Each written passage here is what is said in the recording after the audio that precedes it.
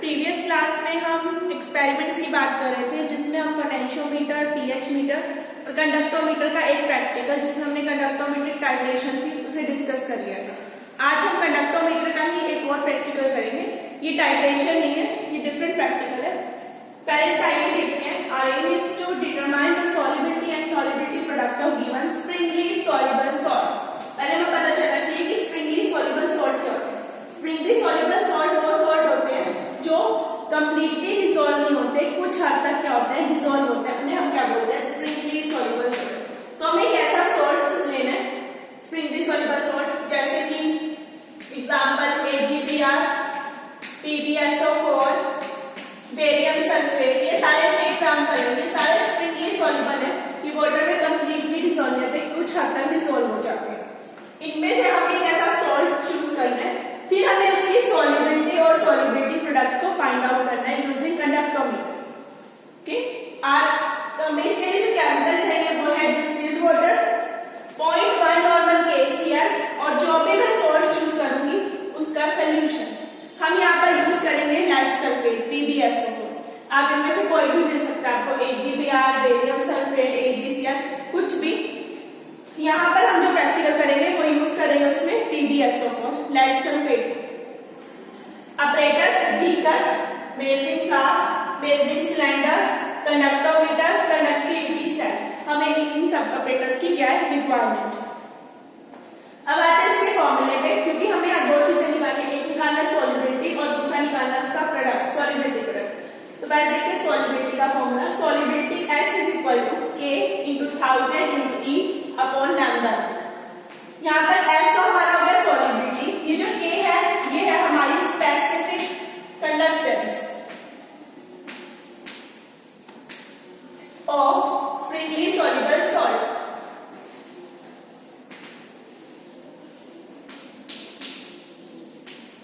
जो मैंने salt use करना है ना स्प्रिंगली सॉल्युबल सॉल्ट, उसकी जो स्पेसिफिक कंडक्टेंस है उसे मैंने K से रिप्रेजेंट किया। ये जो E है ना, ये E, ये है equilibrium rate Sprüngli soluble salt. ये दोनों इसी सॉल्ट की वैल्यू, लेड सल्फेट की K वैल्यू यानी स्पेसिफिक कंडक्टेंस, E क्या है इसकी इक्विवेलेंट रेट वैल्यू, और लैम्डा नॉट है हमारी इनफाइनाइट डिल्यूशन पे इसकी कंडक्टिविटी वो वैल्यू। ठीक है, ये स्टैंडर्ड होगी। लेड सल्फेट की E की वैल्यू है जो डाटा से आप निकाल लोगे, ये भी आप जब रूम टेम्परेचर पे वैल्यू रहेगी लैम्डा नॉट की, आप उसे स्टडी करोगे। अब आते हैं इसकी ऑब्जर्वेशन पे, मेन काम पे। सबसे पहले ऑब्जर्वेशन आप इसमें रूम टेम्परेचर नोट करोगे, बिकॉज ये जो रीडिंग है और ऐसे टेबल की ये रीडिंग जो स्पेसिफिक कंडक्टेंस की है, ये दोनों आपको स्टैंडर्ड मिल जाएंगे रूम टेम्परेचर पे। अगर आपको रूम टेम्परेचर पता है 25 आया, 30 आया, उसके अकॉर्डिंग आप पर्टिकुलर वैल्यू को फाइंड आउट करोगे। ये टेबल से आपने इसे क्या करना है, स्टडी करना। ये तो होगी सॉल्युबिलिटी की बात। दूसरी चीज मुझे क्या निकालनी है, solubility product. That solubility product is KSP which is equal to S square. मुझे सिर्फ S को निकालना है, उसका मैं स्क्वायर कर दूंगी तो मेरे पास क्या आ जाएगा, सॉल्युबिलिटी प्रोडक्ट। मेरे पास ये वैल्यू क्या आ जाएगी, सॉल्युबिलिटी प्रोडक्ट। अब आते हैं ऑब्जर्वेशन पे। ऑब्जर्वेशन में सबसे पहले आपको रूम टेम्परेचर नोट करना है। रूम टेम्परेचर के लिए आप क्या करोगे, एक बीकर में वाटर फिल करोगे, उसके अंदर अपना थर्मामीटर डाल दोगे और थोड़ी देर बाद देखोगे तो आपके पास क्या आ जाएगा, रूम टेम्परेचर आ जाएगा डिग्री सेल्सियस। ठीक है, फॉर एग्जाम्पल सपोज करो ये आ गया आपका 25 डिग्री सेल्सियस, तो आपकी जो स्टैंडर्ड रीडिंग आप टेबल में से पढ़ोगे वो इसके कॉरेस्पॉन्डिंग पढ़ोगे। अगर 20 डिग्री आता है तो आप 20 डिग्री के कॉरेस्पॉन्डिंग पढ़ते, 30 डिग्री आता है तो 30 के कॉरेस्पॉन्डिंग। फिर हमें क्या करना है, सेल कांस्टेंट नोट करना है। लास्ट टाइम मैंने आपको सेल्स दिखाए थे, जैसे ये मेरा सेल है कंडक्टोमीटर का जो मैं इसमें यूज करूंगी। इस सेल के ऊपर सेल कांस्टेंट लिखा होगा, जैसे 0.94 है इसका, नियर अबाउट 1। और जब हमने कंडक्टोमीटर यूज किया था तो वहां पे भी सेल कांस्टेंट को हमने 1 प्रेस किया था, रीडिंग हमारी क्या आई थी, नियर अबाउट 1। तो मुझे पहले यहाँ पे सेल कांस्टेंट की वैल्यू को फाइंड आउट करना है। तो इसके लिए हम क्या करेंगे, सोल्यूशन लेंगे। एक लेंगे 0.1 नॉर्मल KCl, एक लेंगे 0.01 नॉर्मल KCl। ठीक है, 0.1 नॉर्मल KCl का सोल्यूशन और 0.01 नॉर्मल KCl का सोल्यूशन, दो सोल्यूशन आपको लेंगे। अब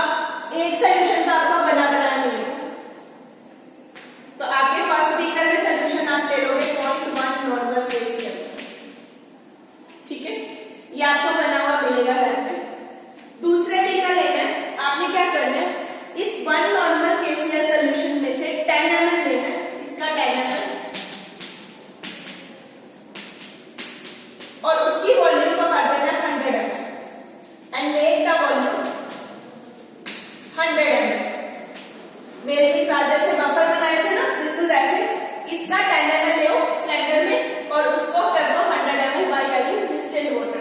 तो आपका सोल्यूशन बन जाएगा 0.01 नॉर्मल KCl।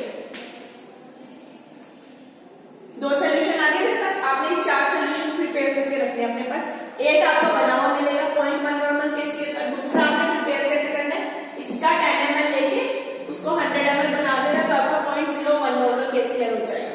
तीसरा जो आपका सोल्यूशन आएगा वो होगा आपका डिस्टिल्ड वाटर। ये भी आपको बना हुआ मिल जाएगा। डिस्टिल्ड वाटर आ गया।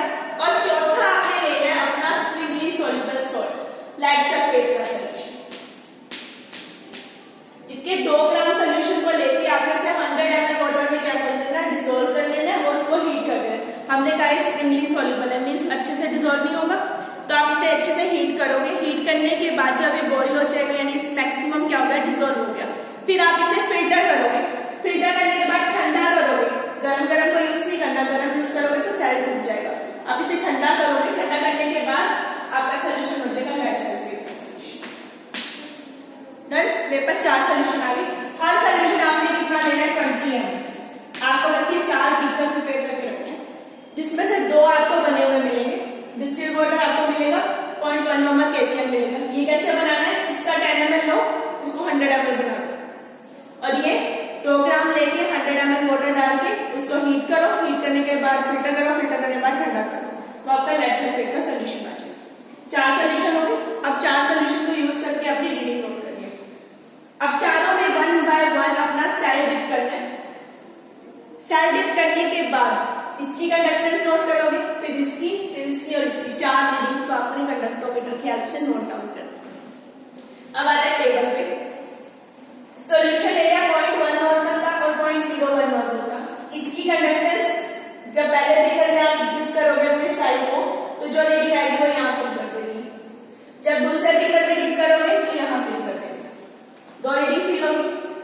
ये है स्पेसिफिक कंडक्टेंस, ये वैल्यू स्टैंडर्ड होगी। स्टैंडर्ड आप पढ़ोगे रूम टेम्परेचर पे। रूम टेम्परेचर पे आप 0.1 नॉर्मल KCl की वैल्यू भी ले लोगे। और ये कहां से आ गई आपकी स्टैंडर्ड, ये आपकी स्टैंडर्ड वैल्यू दोगे। ठीक है, आपकी बुक से आपको ये दोनों वैल्यू मिल जाएगी। स्टैंडर्ड वैल्यू लेने के बाद अब आती है सेल कांस्टेंट।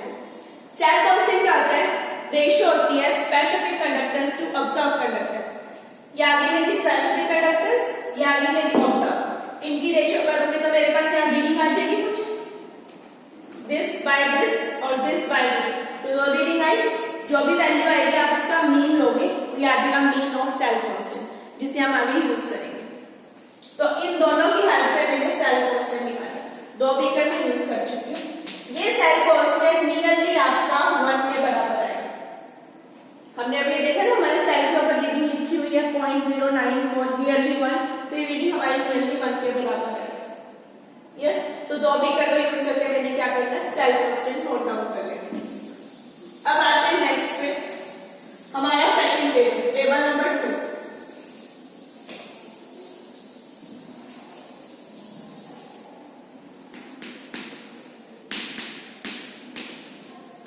टेबल नंबर 2 में आपने क्या करना है, कंडक्टेंस नोट करनी है। Observe conductance of distilled water, जिसे आप एक नाम से दो। Observe conductance of PbSO4 solution, जिसे आप बी के नाम से दो।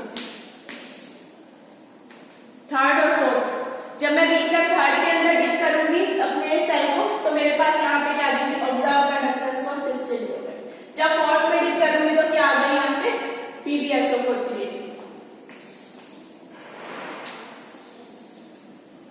देखो मुझे तो यहाँ स्पेसिफिक कंडक्टेंस चाहिए, किसकी, सोल्ट की। मैंने तो यहाँ सोल्यूशन की निकाली, तो मुझे सोल्ट की वैल्यू चाहिए। तो हम आते हैं observe conductance of PbSO4 salt. पीछे सोल्यूशन की, यहाँ पे किसकी है, सोल्ट की। अब देखो PbSO4 का सोल्यूशन कैसे बना, उसमें सोल्ट है PbSO4 प्लस डिस्टिल्ड वाटर था। अगर मैं इसमें से डिस्टिल्ड वाटर माइनस कर दूं तो खाली इसकी वैल्यू बचेगी, सोल्ट की ना।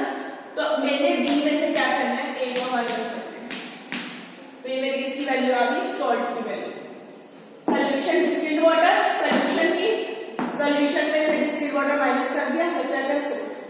ऑब्जर्व कंडक्टेंस आ गई। अब क्या निकालना है? स्पेसिफिक कंडक्टेंस, स्पेसिफिक कंडक्टेंस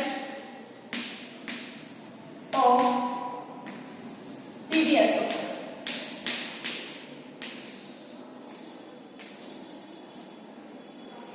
आज हम स्पेसिफिक कंडक्टेंस में अभी देखो मैंने फॉर्मूला किया था cell constant is equal to specific conductance by observe. मेरे पास सेल कांस्टेंट है जो मैंने निकाल लिया, ऑब्जर्व कंडक्टेंस ये थी यहाँ पे जो मैंने निकाली थी, यहाँ से मैं स्पेसिफिक निकाल सकती हूँ। दैट मींस स्पेसिफिक कंडक्टेंस इसके बराबर हुई cell constant into observe conductance है।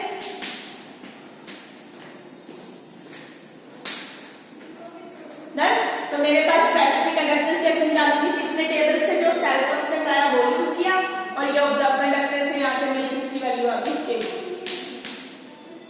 डन। अब मेरे पास k आ चुके हैं। अब मुझे क्या करना है? इस फॉर्मूले में आना है। ऑब्जर्वेशन होगी, अब आता है टेबल पे यानी कैलकुलेशंस पे। Next part is calculation.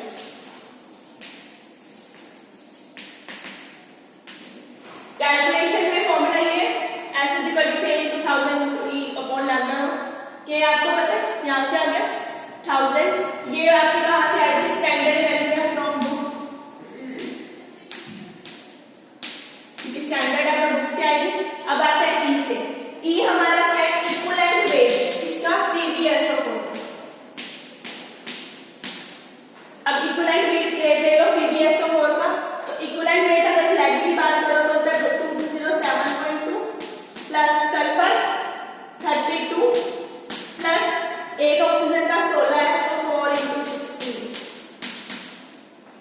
64 आ गया, 32 ये आ गया और 207.2 ये आ गया।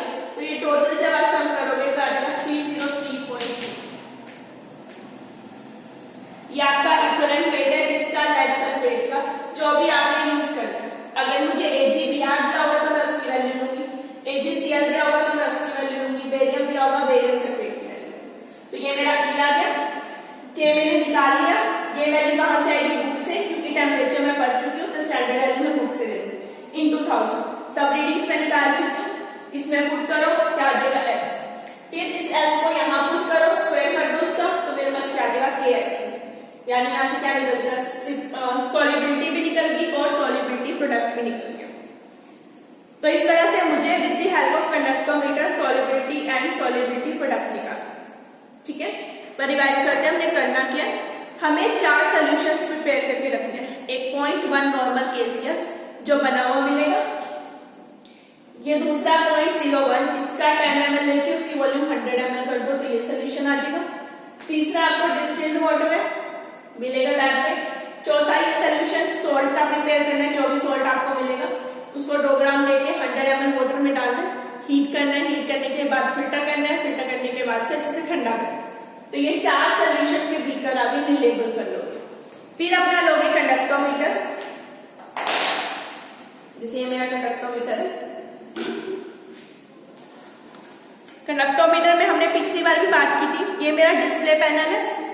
यहाँ पे मेरी नोब है जिसे मैं रोटेट करूंगी, ये टेम्परेचर की सेटिंग के लिए। ये है कैल और मीन, जब रीडिंग पढ़नी है mean, otherwise should be at cal. ये सेल कांस्टेंट है, अभी सब बाहर कर दूं मैं, सब बाहर है। ऐसे ये रेंज बटन बाहर है। सबसे पहले इसमें मुझे 1000 सेट करना है, यहां से रोटेट करके। फिर मुझे यहाँ पीछे इलेक्ट्रोड लगानी है बैक साइड पे।